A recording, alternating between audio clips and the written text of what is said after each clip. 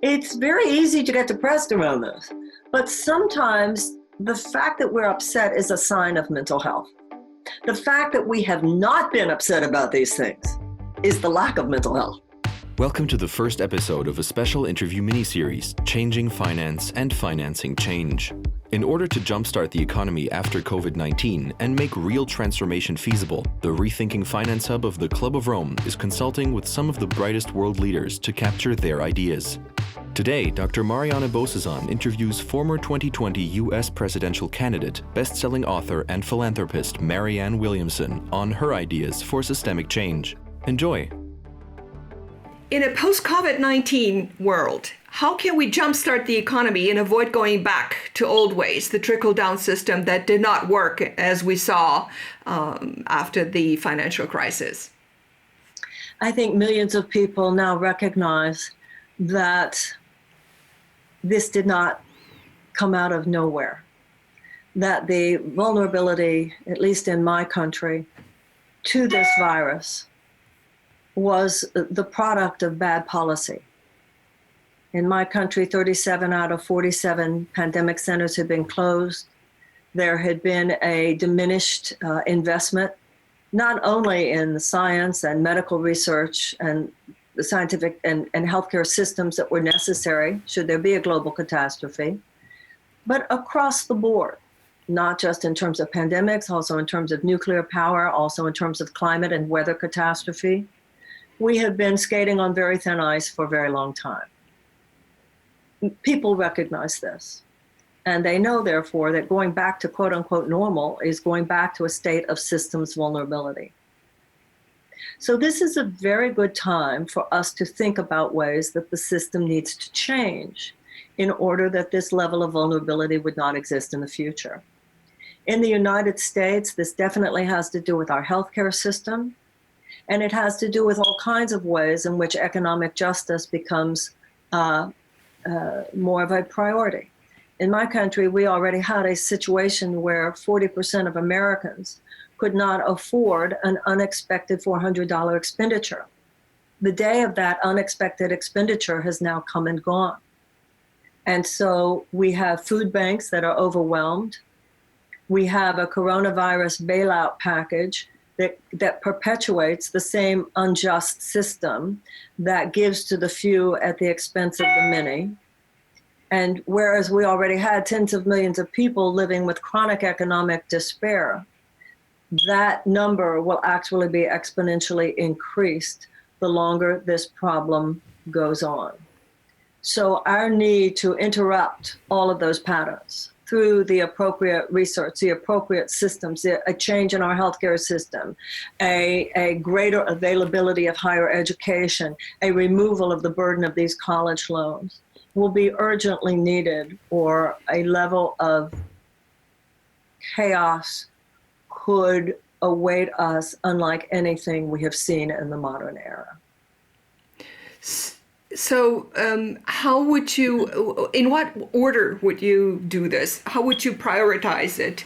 The first part of the question. The second is, each of these systems have an immune system. They resist change. It's how would you suggest going around that? We have, in my country and around the world, the people and the practices, the projects, the ideas, the best practices, which pave the way to a sustainable future. That's not the problem. It's not like we don't have the answers. It's not like we don't have the solutions. The problem is that our government does more to fund and to advocate for the problem creators than it does to fund and to advocate for the problem solvers. This is a matter then of political will. And we have in our country, in my country, a presidential race contest that is coming up in a few months. And on the other side of that, no matter who wins, we have much healing to do, which must deal with the cancer underlying all the other cancers, and that is the undue influence of money on our political system. In the United States, we need a constitutional amendment that would make public funding available for all federal campaigns. The problem is multidimensional. It's an all systems breakdown. So when you say, what would we do first? I'm afraid that it's already too late to think in terms of what we're going to do first. We're already at such a point of emergency. We have to do many things at the same time. And how do you see that occurring? In a country with, I think last time I looked, there were like 26 million unemployed people. Yes, there is a lot of money going down, being made available. Whether that reaches the 26 million, that's a different question. Well, not only that, but even when the money is available, what money we're talking about, and not nearly enough is being available. We've had an increase in unemployment payments, but in addition to that, only a $1,200 one-time payment. People are having their rent delayed, but then they'll only have 12 months in which to make up the difference. So even when you're talking about money that is being put out into people's pockets, even among those who receive the money, all we're talking about is people kept at near survival level. That will not be enough to stimulate the economy, because it will not be enough to stimulate people's lives. We need, much like our presidents, Franklin Delano Roosevelt during the Great Depression had the New Deal, which was a fundamental systems change. That is the kind of thing we need. We need a fundamental system change. We need a package of universal health care, Medicare for all system of some kind. We need to remove the college loan debt. We need to make higher education at state colleges and universities free. We need to get rid of the ridiculous corporate subsidies that sucks out and all of the money in our country and places it into the hands and the pockets of a very few. We need to roll back the $2 trillion tax cut that gave 83 cents of every dollar to the very richest among us. And we need to forge a political movement that can somehow bypass the tremendous institutional and economic resistance to doing any of the things that I just spoke of. Yeah, another thing that I find interesting is we all talk about the pandemic, COVID-19, and we've been warned by people who knew what we're doing, like Bill Gates, for many years as to, to get ready, and we did not. And the Club of Rome, of which I am a member, has actually warned the world about climate change for the past 50 years, and we did not heed those warnings. So if we now think that COVID-19 is a big crisis, we ain't seen nothing yet, because climate change is upon us. We have the scientists tell us that we only have 10 years to get ready, to prepare, to avoid the worst. And another direction that we also don't look is unsafe AI. Pardon? Unsafe AI. Unethical AI, all the biotechnology that is now evolving, that, where people are getting into our bodies, and the political system can then control us everywhere we go. And so these are other existential issues that it's not even on our radar. So from your perspective, where can we begin, and what would be the tipping point that will help bring the change in the right direction? First of all, I would add to your list issues of nuclear power and nuclear weaponry, which I believe poses just as much danger, and an area around which we have just as much state of denial. Yep. In order for the tipping point, first of all, the fact that you even mentioned the tipping point. The tipping point, there are many theories about this, but I've never seen any number larger than 11%. And some would put it at a much lower. We tend to be too enamored by the concept of the majority. The majority is not what moves society. The majority in my country didn't wake up one day and decide to end slavery. They didn't wake up one day and decide to give women the right to vote. They didn't wake up one day and decide to desegregate the American South. Society changes because a small group of people, usually considered outrageous radicals by the status quo of their time, have a better idea. The issue is the difference between vertical change and horizontal change. when you think that social change occurs on the horizontal or external level only, then you're tempted to dumb down your message to get more people to agree with you. The way to change society is to go deep into the vertical and to have the deeper conversation among enough people who do get it. And that is a resonant field. An idea grows stronger when it's shared. And more people, and yourself and the Club of Rome is a perfect example.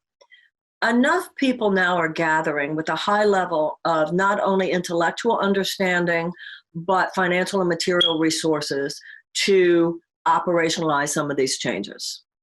So we have to be working on all cylinders at all times, because we have to add to the two things that I just said, the people who popularize these ideas, who make these ideas more mainstream, who communicate these ideas. And I believe all of that is happening right now. In a conversation you and I had earlier, you affirmed this. And in a very strange way, COVID is almost aiding this.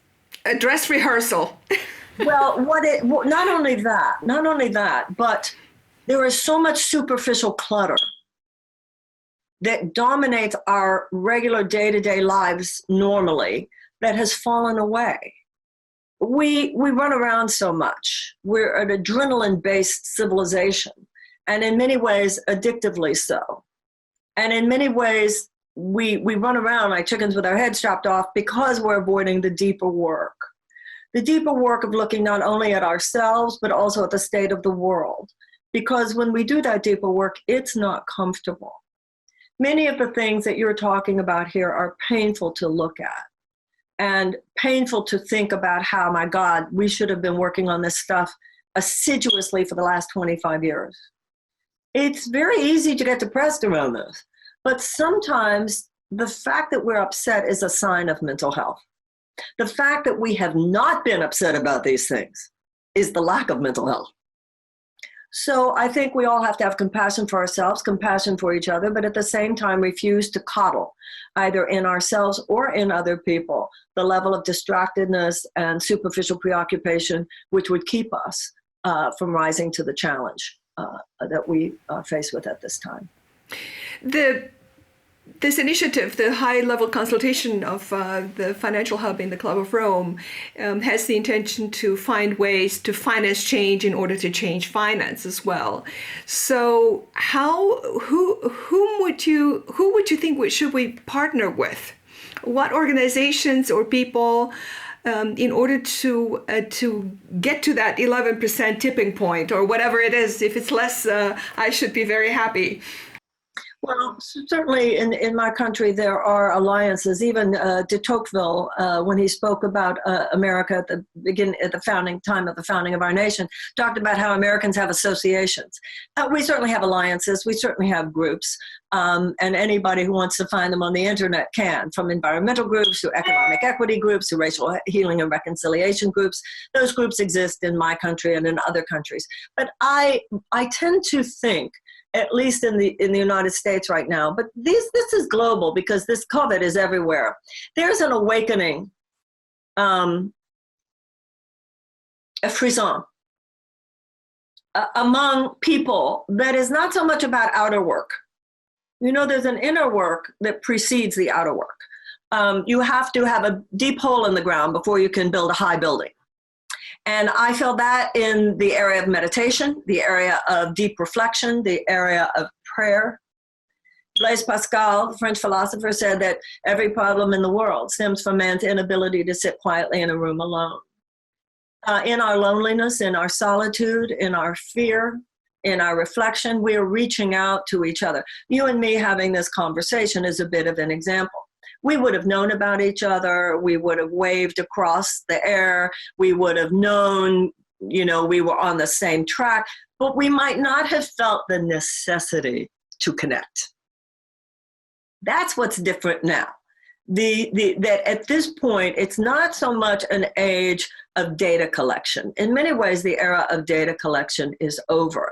Now it's an age where do we have the courage to own what we know and to face the personal resistance, not just the economic resistance, the social resistance, the political resistance, but our own emotional and psychological resistance to showing up fully, saying, whatever I can do in the time I have left on this earth, dear God of my understanding, use me.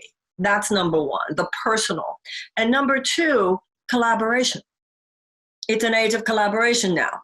You can do genius work. I don't think I do genius work, but I do the best work I can. But at a certain point, until and unless we collaborate with each other, it's like in the body, cells collaborate, cells are assigned to the lungs, cells are assigned to the heart, cells are assigned to the bone.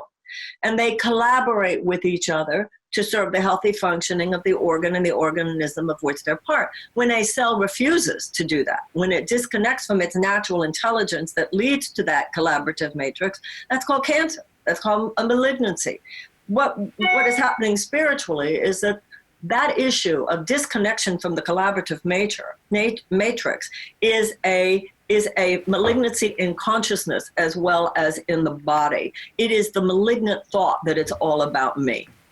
That is what got us here, the malignant thought that it's all about me. In my country, we have always prided ourselves on rugged individualism, but the rugged individualism has become rugged narcissism.